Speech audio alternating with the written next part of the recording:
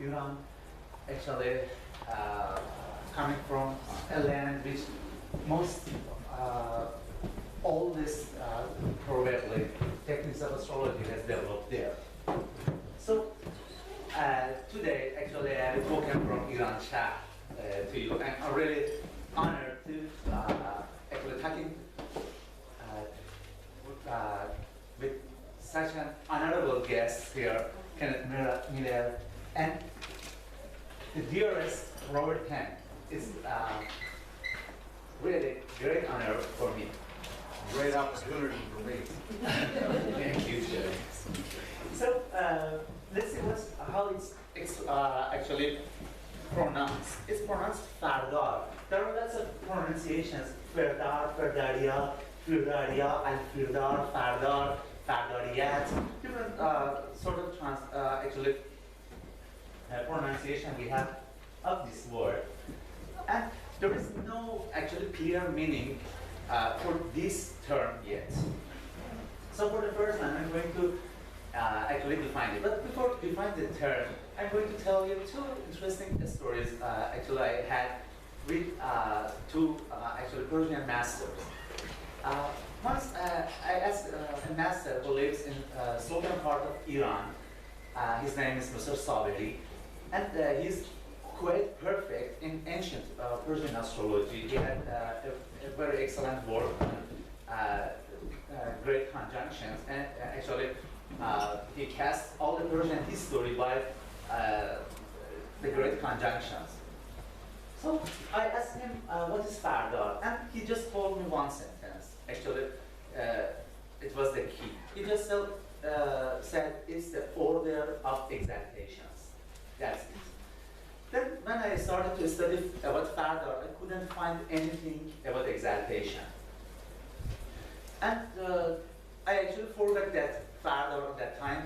And after a few years, I started to study again. Then actually that sentence was playing in my background. And he said it's on the order of exaltation, order of exaltation, order of exaltation. Then I found something really interesting, that Firdar is not a single word. It's actually a combination of two words. Yesterday, Robert actually explained about Darius. He showed the chart of Darius and the details of his horoscope. This Dar is actually the same word. Dar means the one who has, or the one who holds, or the one who protects. It's actually the suffix. For example, in current Persian language, the one who holds actually the authority. All the governors have the suffix of dar. In Arabic, it actually means the house. And what is that? Actually, in Zoroastrian literature, we have a term. Fard is a light which is given to the kings and prophets by Ahura Mazda, the god. And in literature, we call actually glory, glory, dignity, blessing, and astrologically is actually the exaltation, the exact term of exaltation. So let's see what is actually Fard. And if we go into You're standing so I can see. okay. If we go, we can. There's nobody behind me. Okay. And actually, it's defined that some people have it since birth, and some people can actually gain it by trustworthy. Here, actually, I couldn't find a good word for trustworthy. Actually, it means someone who practices the religion in the actually correct way. Then that person can actually gain the fact. Then again, it will stay with one as long as he is honest and innocent. So it can be given back by Ahura Mazda. If we go wrong, it can be given back. Maybe given back in case of going wrong. They come back. So, We'll give them this.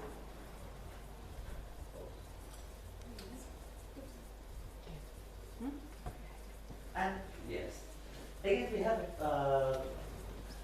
different spellings of this term in different series of writing. In Abyssin literature, we have Huarna or Huaranga. It's a little bit hard to spell for today.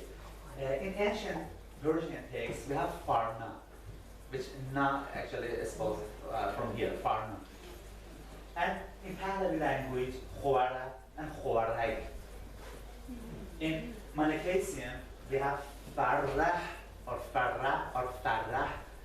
And in Persian, Far, Fra, Huara, and Huara. It's interesting. Today, in Persia, we name the sun Khurshid, which is the same. And in Abyssin text, we have two kinds of far. The first is Persian, Iranian far, actually, which is given to the land of Iran Shah. I will tell what is Iran Shah. Iran Shah actually is a utopia of old Iran. This far is given by Ahura Mazda to protect the land, to actually remove the dishonesty, remove the drought, and give actually the prosperity and happiness to the land and protect actually that land. The other part, the other type of far actually is far of the kings, which is given to the kings to protect the people. So we have few kings who had far. The most famous one is Zoroaster himself. Actually, he was a prophet. But last night, we were sat beside the fire, and I was thinking, wow, fire is a fire. And interestingly, if fire is a fire, actually Zoroastrians were the keepers of fire. If you go to the Zoroastrian temples, you'll see always a fire is actually there. And in Persian mythology, it's said that before actually Zoroaster born, the fire of him actually goes like a fire to her mother. So her mother was shining. And the magus of that time, afraid of that, went to kill her. So they went to the house and they asked, what is that like? The mother says, it's a fire, I just actually burned the fire. They said, no, it's not the regular fire, we should see. They went and the fire goes to a tree, to actually some kind of plant. That plant called soma, or whom Vedic astrologers actually familiar with this concept of soma. Sounds a little bit like the burning bush in the ancient Testament. Probably. And then again, it said that actually it was on that ancient times, it was some creatures called Dev, which are exactly the devas. But devas in India are positive actually gods, and in Persia, after some maybe ideologic war, they turned into negative meaning as Dev, which have the, actually bad characteristics. So Jamshid, by having far, actually makes them go out of Persia, go out of Iran. That was the story. Again, we have another king who had far. His name was Qumars, sorry. Qumars had far, but he becomes so proud of himself that, oh wow, I'm the king. So far leaves him. Then actually Iran becomes, actually some war happens, enemy comes, and drought comes, dishonesty comes. These three terms actually happens in case of actually when the fire is gone, according to the Avestan text. Then the Magus try to treat and find someone else who has Far, or who is Firdar. Then they searched for 7 years to find a new king. And finally they found another one and replaced that king, so Iran actually reestablished. So you might have seen this symbol, which called Faravaha. This is the symbol of Zoroastrianism for today, actually. You can see in Pasargad, in Takht Jamshid, in center of Iran. You can see lots of such actually artworks there. And today for Zoroastrianism, they use this symbol because actually they found that every religion has a symbol. Islam has a moon and star. Christianity has a cross. So they need to have a symbol. They choose this symbol. But what is it? For many years, scholars thought that it's actually the symbol of Ahura Mazda. Then recently, a Persian scholar found out that there are two. One has a man, and one is actually only bald, winged bald. So it's, in my idea, it's the symbol of Far of kings, and it's the symbol of Far of nation. Iranian Far and King's Far. Actually, it's not my claim. Some other scholars actually started to define this, and they said that it's a symbol of Far.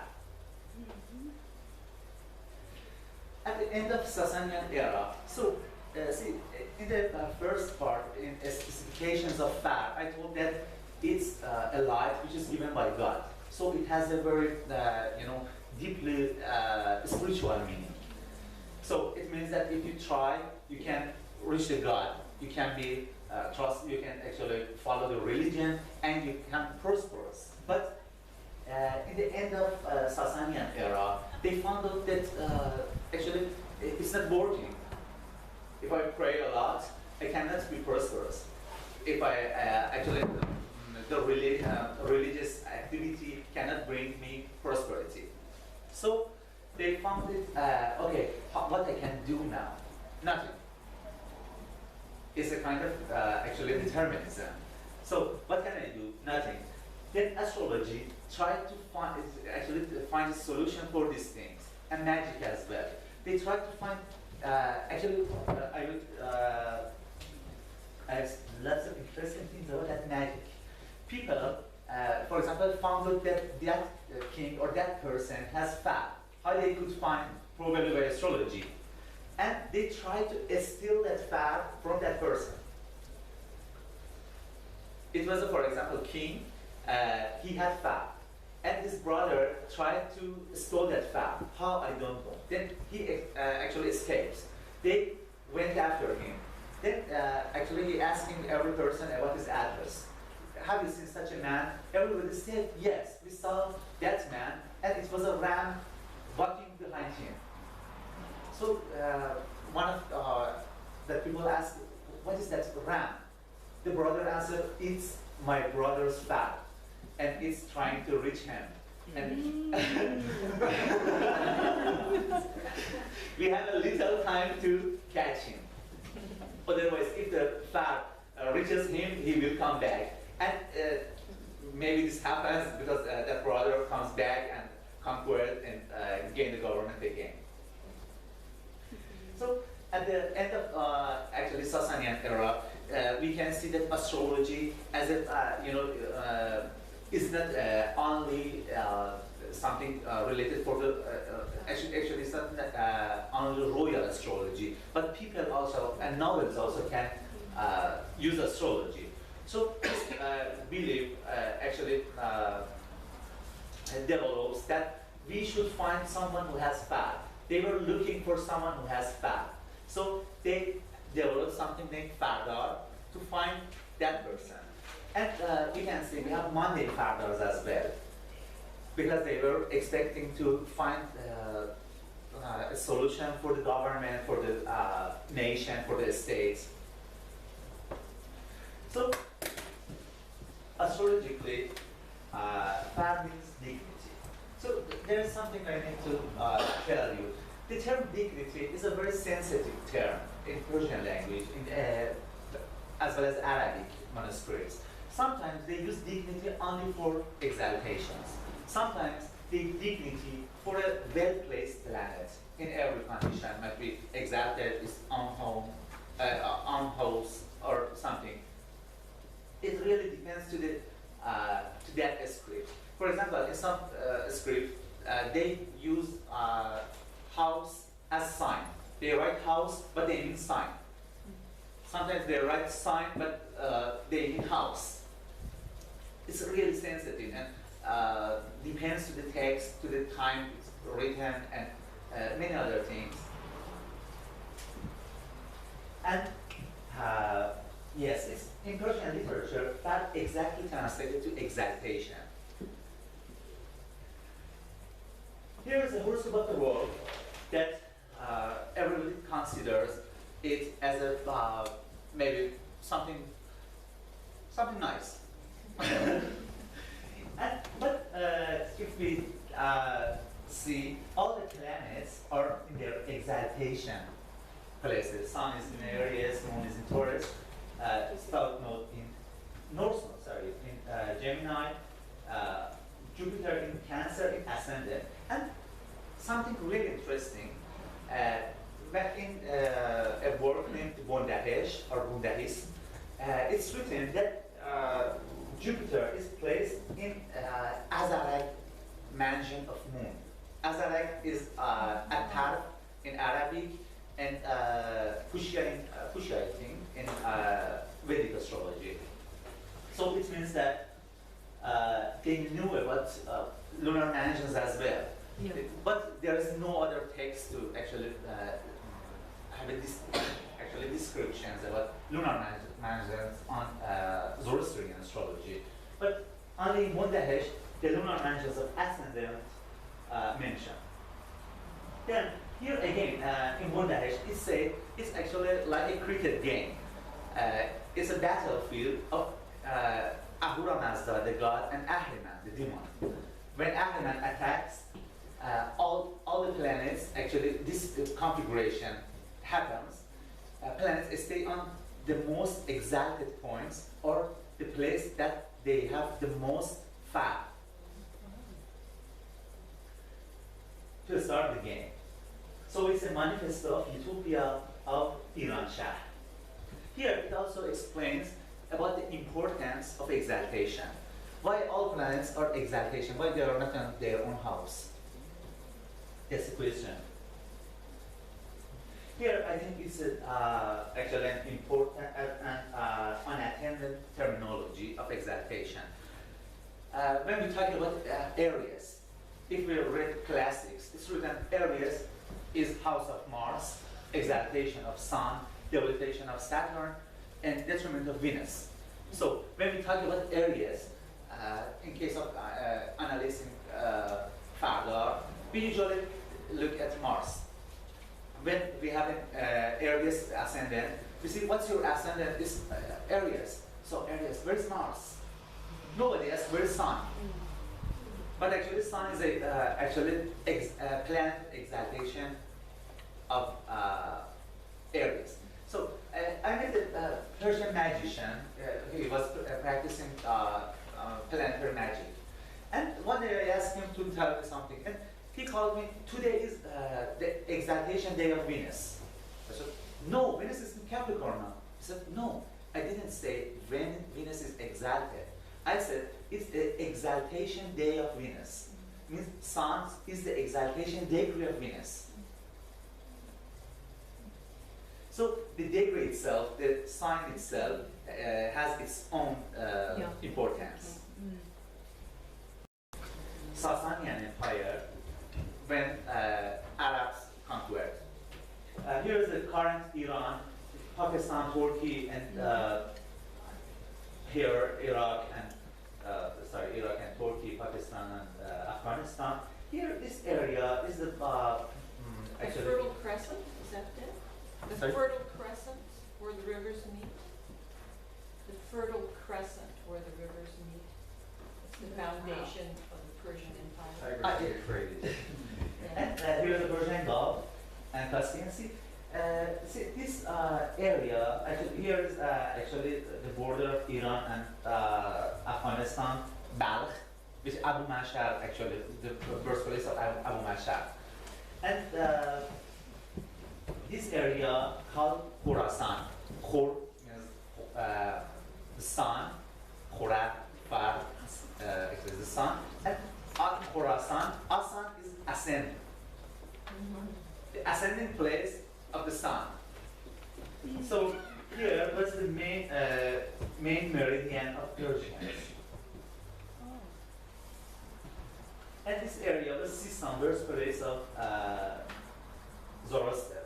And we have a Persian epic named Shahnama. In Shahnama, actually, all the things happens in this area. The most important warrior of Iran called Rustam, which is something like Arjuna in Bhagavad Gita, who was actually the warrior of Sistan, this area. So something like near these places, it was actually the oldest observatory of Iran called Kangdesh. And yes, I will tell you something more interesting in the next slides. So let's see how many sources we have about Firdar. We have several sources about Firdar. I actually can group them in different parts.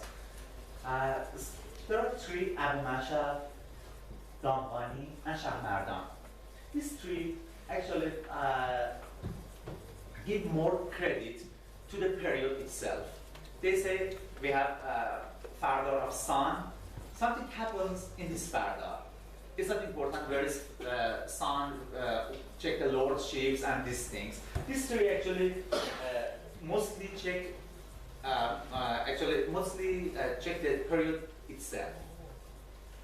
Abu Mashar actually talks about terms and bounds, but these two no actually. Then we have some astrology practitioners. You know, there is a problem with ancient, old texts, not only ancient, old texts, that they are not practical. You know, they don't have any example how they did these things. But these two astrologers, Ali Shah Bukhari and Aznavi, have very beautiful examples in their work. Then Ehsan Safa, Biruni, Abu Nasr Qomi, and Jonpuri. These four astrologers have four different distinct works on Firdar. But these two and these three actually are more actually spent on this topic. And finally, I wrote Ibn Ezra here because I couldn't find his work. I haven't read it, but I know it exists. Then something about John Puri. He has a work on work named Zij Bahadur Khani, or Ephemeris of Bahadur Khan. It's actually written in India, and it's the last Persian astrological work written by an astrologer himself. It's not copied by others. It also includes lots of Indian things, many information about Jyotish, lots of old Persian techniques, as well as he converted all the old ancient calendars together, and developed a system to convert all the calendars. Thanks to him, I could actually find the epoch of mundane Firdars of Abu Mashar. So Abu Mashar is the most famous Persian astrologer to the West. And it's said that he read somewhere, or hears somewhere, that in Gangdesh, that old observatory, the old kings actually hide some papyrus in a place to be safe from the flood. So he goes there. He knows the exact position or calculated, I don't know. He goes there and finds the manuscripts and got them translated from ancient languages, maybe Old Pahlavi or something. And then he found a book named Ephemeris of the Kings. There it was written few formulas about epochs, and he said there was a cycle of 360,000 years, and under this cycle, actually, at the middle of this cycle, after 180,000 years, the flood comes. So he actually based his own calculation on this and calculated the Monday Firdar. He actually worked on great conjunctions, Firdar, thousands, cycles, and progressions. And he says actually to predict something mundane, you should consider all this together. So Firdar is only one part. Yes, here is the actually very nice point. Here is the Japan, which is the farthest point of ancient world, and here is the Canary Islands in Africa. And if you go in the middle of this, we reach this point. It's the, you said it was the meridian of the My ancient home, actually. world. Yeah, it's my home.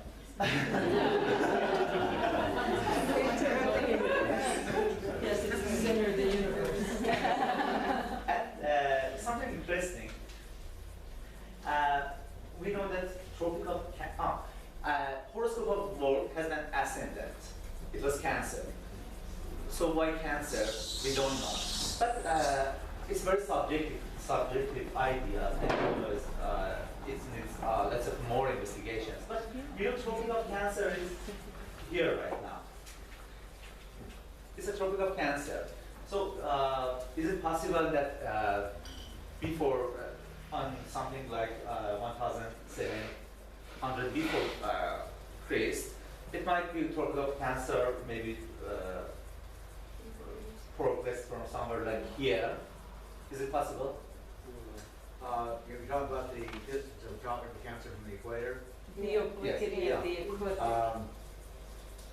I don't think you can calculate the obliquity of the ecliptic probably back this far. I don't know what the value would be, but there is a considerable variation. I'd say probably in the order of plus or minus 5 degrees, more than, larger than that.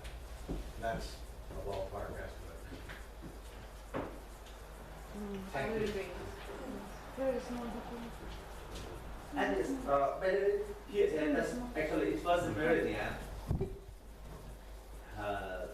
that Persian people were using. So we have different types of Firdar. Previously, I defined 2 types of Fard. Fard of kings and Fard of nation, Fard of the state. So we have 2 kinds of Firdar, mundane Firdars and native Firdars.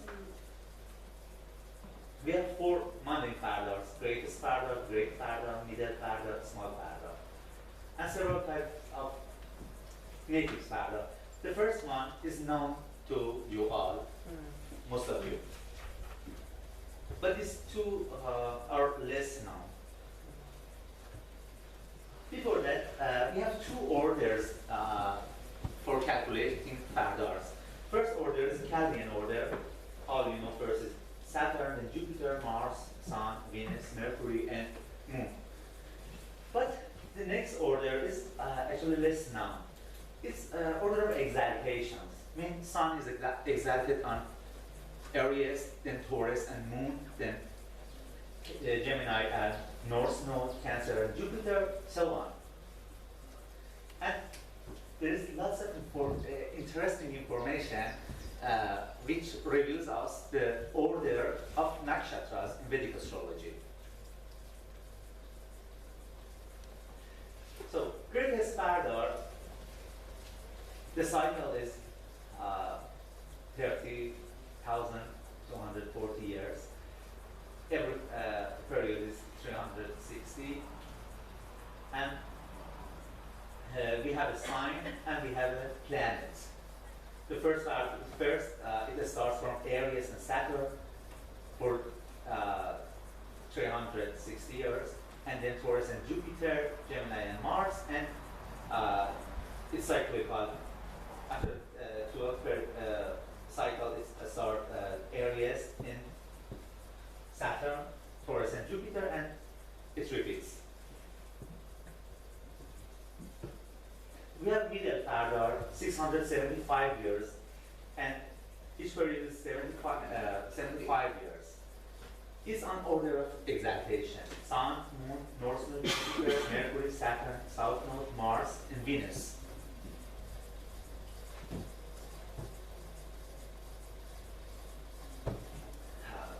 The next Firdar is a small Firdar. It's actually this previous Firdar. Every period is divided by sub-periods. Sun is 10 years, Moon is 9 years, North Node 3 years, Jupiter 12 years. Okay, there is a problem. We should memorize these years or not. There is a formula, and there is another system of dignities. I will explain. So, first 10 years goes to Sun, then 9 years to Moon, 3 years to North Node, 12 years for Jupiter, 13 years for Mercury, 11 years for Saturn, 2 years for South Node, 7 years for Mars, and 8 years for Venus. So, let's go to the epoch. According to Abu Mashar, I already told 180,000 years spent from the great conjunction of all planets in Aries. He claims this. We don't know if it really happened or not. By the way, he calculates the flood at that day, and he said, actually, Jaunpuri, according to Jaunpuri text, which is written in India, it was this day, this year passed after Abu Mashar calculation. So for, I actually calculated it for today. It's 417 years after the epoch. So we are now in the greatest Firdar of Pisces and Mercury. It has started from 1999. It's 16 years it started, and still 344 years remains until this period. So the next Firdar is Great Firdar. We are in Great Firdar of Aries, and it's only 1 year it started. The starting point actually is the vernal equinox. And the middle Firdar and South Node started from 1998, and 17 years elapsed. And the small Firdar is the smallest Firdar. So if we summarize, there is something really interesting. As it spans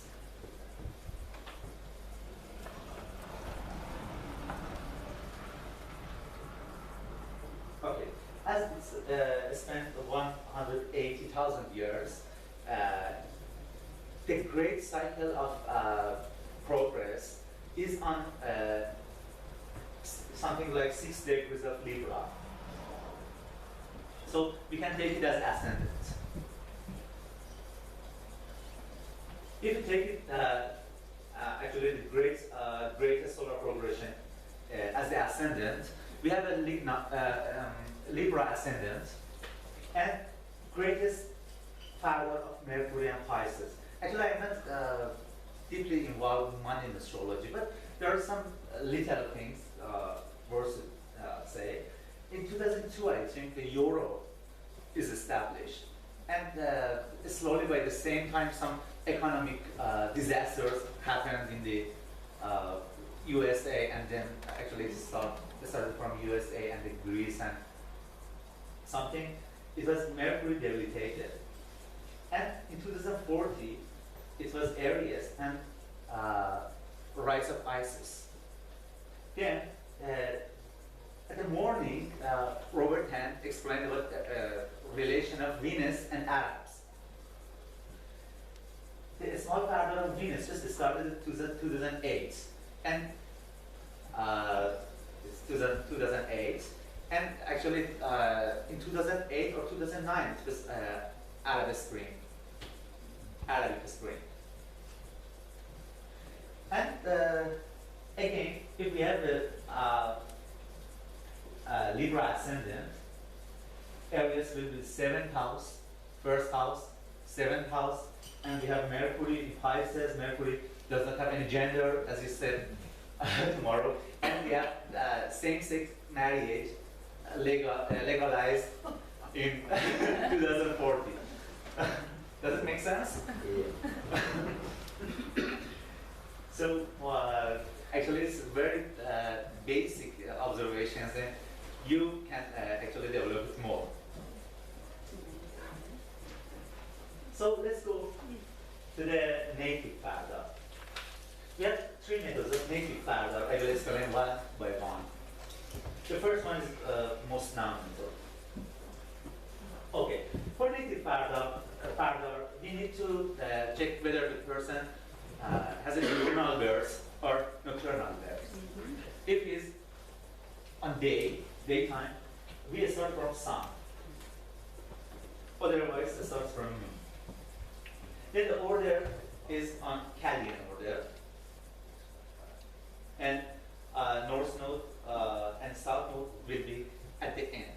You know, there is a misconception, misunderstanding of Bonati's work, which considered it cyclical. So many thought that the nodes for the nocturnal birth should be here after Mars. But it's not mentioned in any Persian or Arabic work.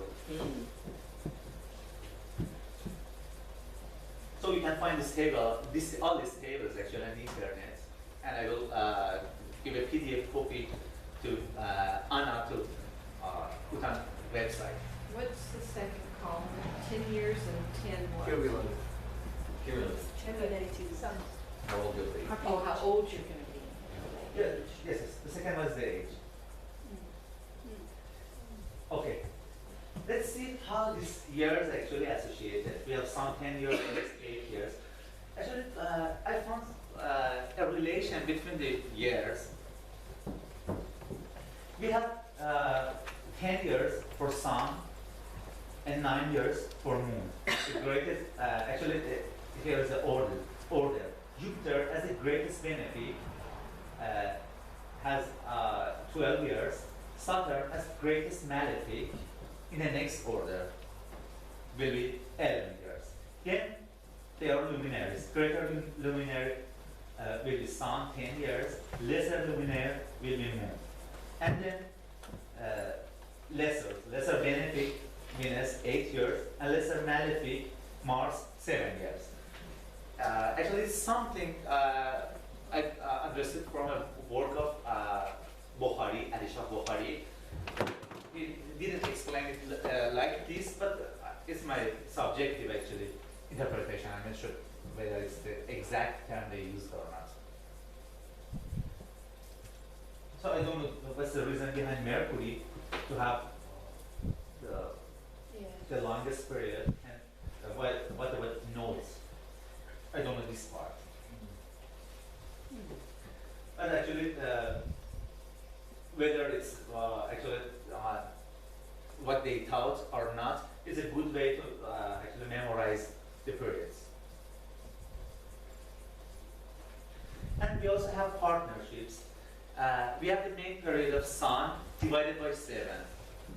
Every period will order is also the same. It starts from Sun, Venus, Mercury, and so on in Chaldean order. Yes, it's the order: Sun, Venus, Sun, Mercury, Sun, Moon, Sun, Saturn, Sun, Jupiter, Sun, Mars. Then it goes to Venus. It's very similar to dasha systems. Actually, systems are not something Vedic, and they also said this comes from Persia. So I think it can be a key that height actually moved to India. So there's a question: how should we interpret the Firdar system? Already told that Abu Mashar, Damkhani, and Shahmardan have some long text, and there's a very excellent article by Robert Hand on his website on Firdar by Schmidt, I think. No, actually, I wrote it. I wrote it, and it's a translation of. Translate? Oh, you wrote it. That's Yeah. excellent. This article is quite, actually these three are very similar to that article. You definitely need to read that article. And it explains every period. In sun period, for example, it can be a good period, but it might be some difficulties for father for in the first 2 months. Am I right? That's my recollection, yes.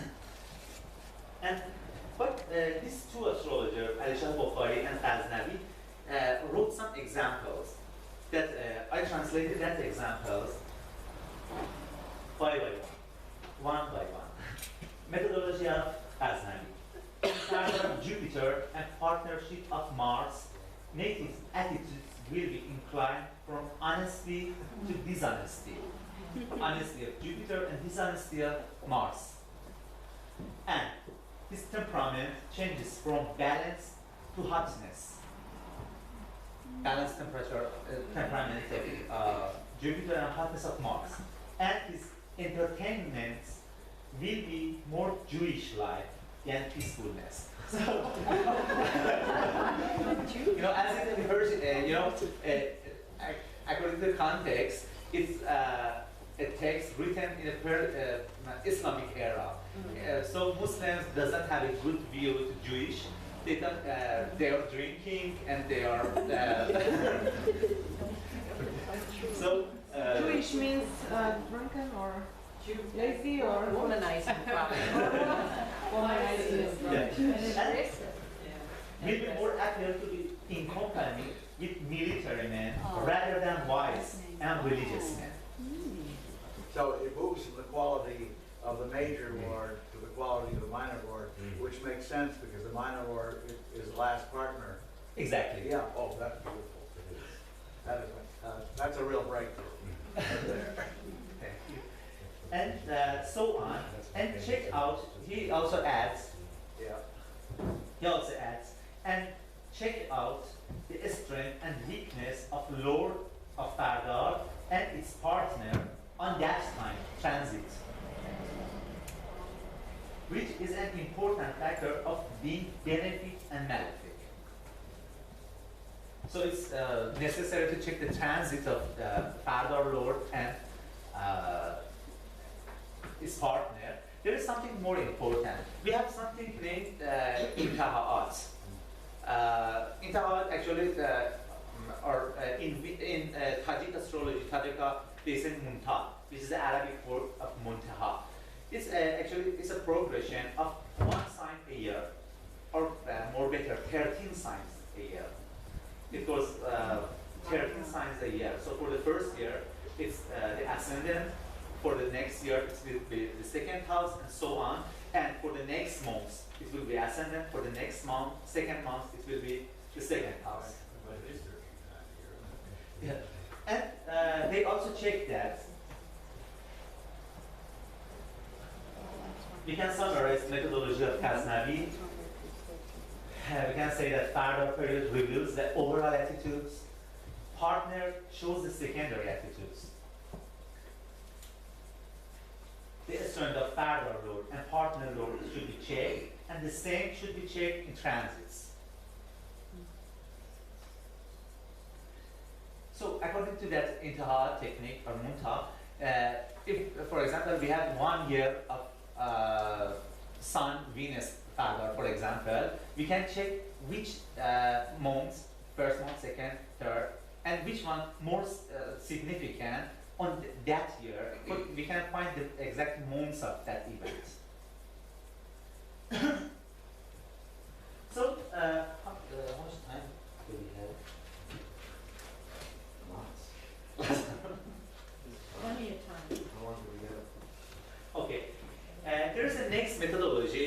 done by another astrologer.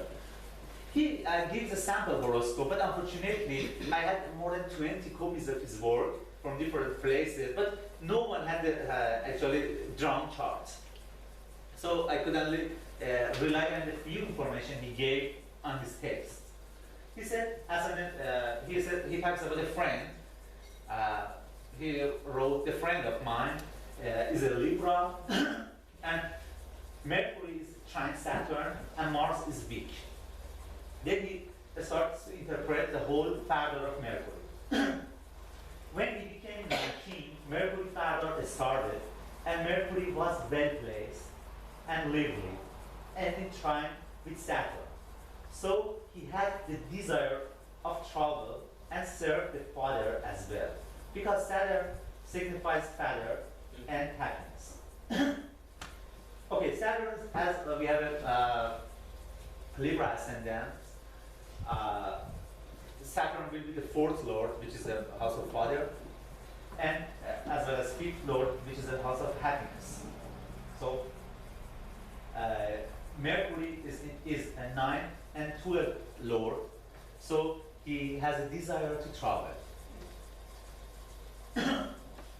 Then Mercury and Moon period, and the next year, actually it's the next year, the travel happens because it's the Moon, and Moon is the planet of movement. And he connected to novels in a scientific way because Moon is the 10th lord. He himself mentions that as Moon is the 10th lord, he connects to the novels. And it's scientific maybe because of Mercury. Mercury is the planet of teachers. Then he goes to the Mercury and Saturn. And when partner becomes Saturn, he met wise men and started learning astrology. In many Persian texts, astrology is actually associated to the fifth house. Fifth house of learning. And Saturn is the fourth and the fifth lord in trine with Mercury. It's also in trine with Mercury. Mercury is also the ninth lord. And it's in trine with Saturn, which is the fifth lord. Again, in Mercury Jupiter, and with Jupiter partnership, he decided to come back and came back at the end of the year. I don't know why he actually has such a conclusion, because we don't have the place of Mercury, Jupiter at that time. We only know that Jupiter is the third and sixth lord. Do you have any idea, Robert? Do you have any idea? No. So, and this one is very interesting. It's Mercury and Mars period. And when Mars partnership comes, as Mars comes with Saturn, probably transit, and I, which is actually the astrologer himself, and I asked for the money my dad lent to his dad, which was $700. Sounds strange, translated into American.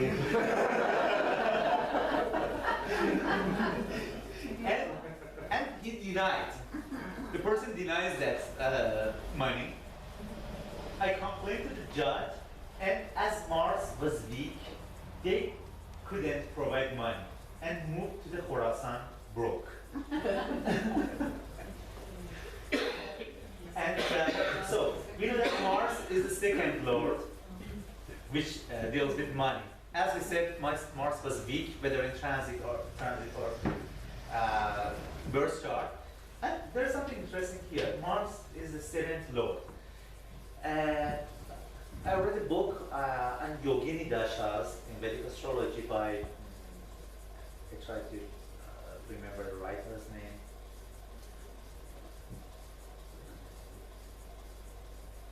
VP Gold, I think. There it's written, if the Mars is the seventh lord or is placed in the seventh house, in Dasha of Mars, Yogini Dasha of Mars, the person will be forced to move.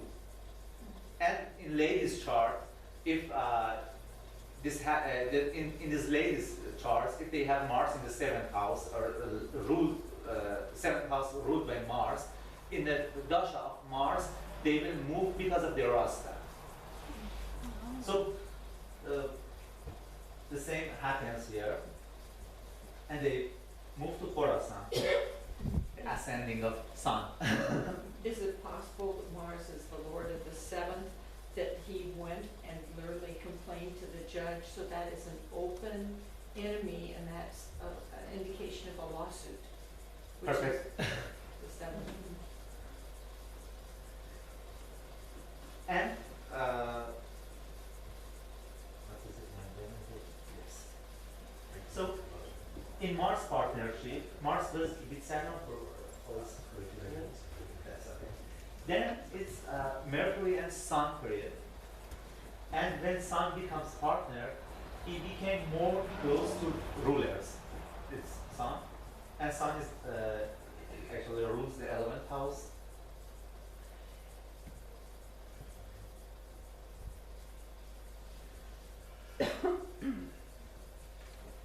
Rulers and famous people, yes. And Mercury and Venus. And during Venus partnership, he became more serious to learn astrology and became more closer with masters and had a great happiness and joy in relation with ladies and youth.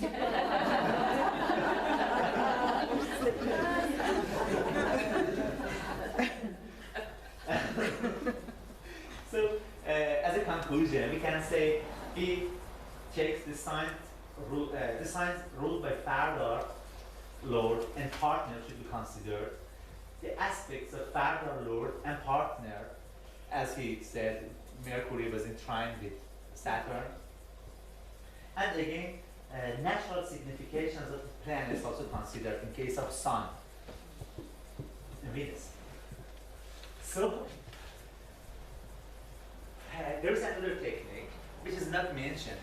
I told this story that that old master told me that it's on order of exaltation, and I explored the whole National Library of Iran and couldn't find anything until I found a page in a very anonymous book which explained about this technique. It's on order of exaltation, and then partnerships on spiritual order, spiritual order. And it starts from ascendant. Interesting. He has an example. He says, consider we have a Cancer ascendant, so we should start from what? Jupiter. Yes. Oh, okay. We have 12 years of Jupiter, then it goes to Mercury, because Leo is not the exaltation sign. It goes to Mercury, it goes then to Saturn, and so on. But there is a problem here. What in case of Leo ascendant? He didn't explain. What in case of, for example, Aquarius? He didn't explain. Maybe the sign after that, maybe for Leo, we should start from Virgo. But I'm not sure, and there is no more sources.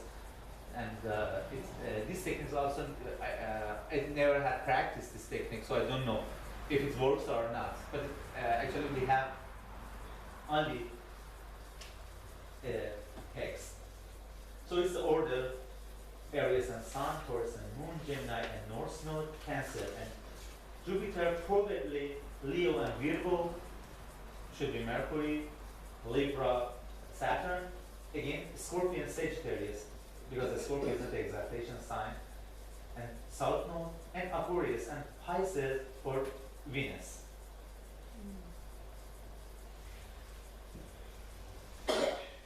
There's another technique I actually saw in Z astrology software. I contacted Zaitsev, but he couldn't remember the source he used to develop. And it's on actually separate or Chaldean order again, but it starts from the ascendant. For example, it's the Aries ascendant, it starts from Mars instead of diurnal and nocturnal lordship. And it's the order to be Aries and Mars, Venus and Taurus, Gemini and Mercury, Cancer and Moon, so on. So, we have a very interesting question. We have Vimshottari Dasha.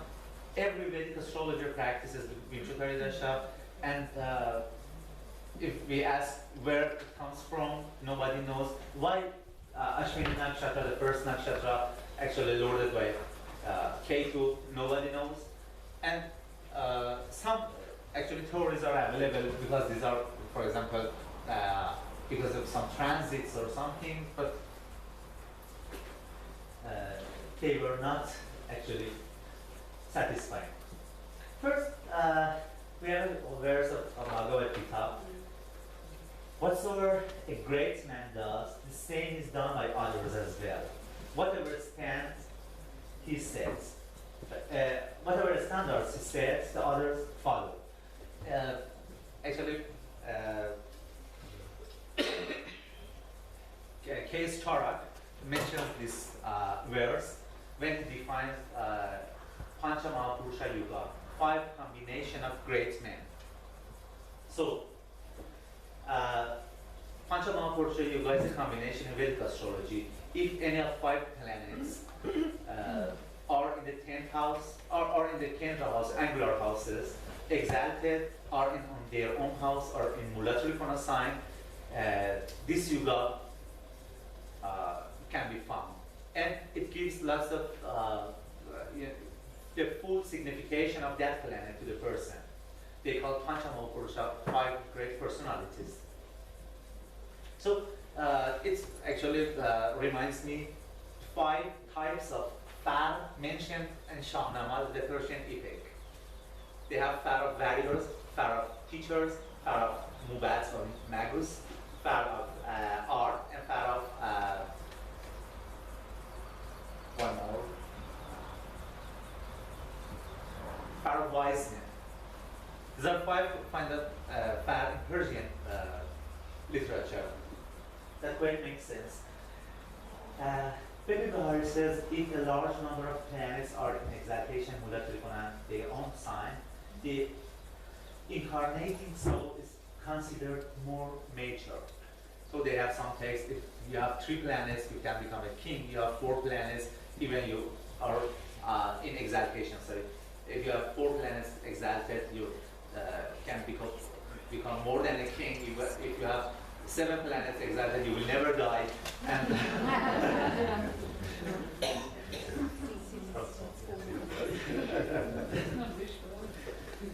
so, yes, these are the 5 Panchamaha Yuga, Vushaka Yuga and Mars, Vatra Yuga and Mercury, Hamsa Yuga and Jupiter, Malakya Yuga and Venus, and Shasha Yuga and Saturn. So, we have a verse in Virat Parasharavara Shastra. It actually says Kritikaha, meaning from Kritika. The lords of Dashas are the Sun, Moon, Mars, Rahu, Jupiter, Saturn, Mercury, Ketu, and Venus. A, Chan, Ku, Ra, Gu, Sha, Ku, Ke, Shu. Which A is Aditya, Cha, Chandra, Ku, Kuja, Ra, Rahu, Gu, Guru, Mercury, Jupiter, sorry, Sha, Shani, and Mars. That's a famous Vimshottari order we know. But the important point is Kritika. It is started from Kritika, but it's not starting from Ashwini. That's the key. Cyril Fagan and Garth Allen, who pioneered the Western school of sidereal astrology, also came to the conclusion that the zodiac should start with Kritika. And they actually started it there when they did their Novians, which is a revisionist Aries. Exactly. Yeah. Exactly. That's the key. That's a very important key. So, if we reorder from Kritika, as the text mentions, we have the Lord of Kritika will be Sun, because Ashwini is Ketu, Varani is Venus, and Kritika will be Sun. And wow, it's Sun and Aries, Moon and Taurus, the order of exaltation. And but there's something wrong with Mars. If we exclude Mars and Saturn, they're malefic. Forget about that. You're right. Then we have Rahu and Gemini, Jupiter and Cancer, again the order. Saturn exploded, Mercury and Virgo, K2 and Sagittarius, and Venus and Pisces. The order is the same. If we exclude just Mars and Saturn. So what should we do? Forget about the question. Clear the question. Okay. Mars as Deva planet comes after luminaries. Saturn as an Asuri planet stands as the first in astrology. We have the group of Deva, Daivi and Asuri planets. Daivi planets are Sun, Moon, Mars, and Jupiter. Asuri planets are Saturn, Mercury, and Venus. So here's the Daivi planets, and here's the Asuri planets. What's the difference between them? What does that mean? Daivi planets, according to Vedic mythology, Devas actually was the godly creatures, and Asuras was the demons. And it's interesting again. We have Ahura Mazda, Ahura and Asura. We know in Pahlavi text, Pahlavi, yes, this is converted to He. Ahura, Asura, and Deva and Dev. Same thing happens in Greek and Latin. Excellent. 7 in Greek is hepta and septum in Latin. And that happens all over the place. Yes, exactly. So, but the meaning is totally actually reversed. And we have Daivi and Asuri groups. It seems that Parashara or someone, maybe some other one, or Parashara himself, changed this order according to Daivi and Asuri groups. Saturn as head of Asuras comes the first, before Mercury, and Mars as a Asura, as a Daivi planet, comes after luminaries. Does it make sense?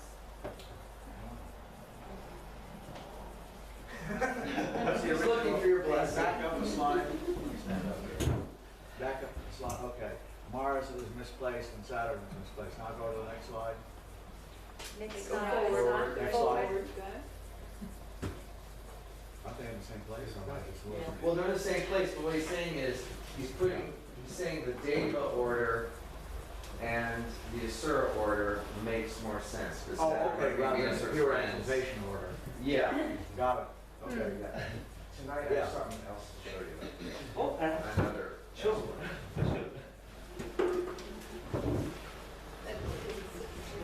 Ehsan. Time, okay. It's a time to conclusion.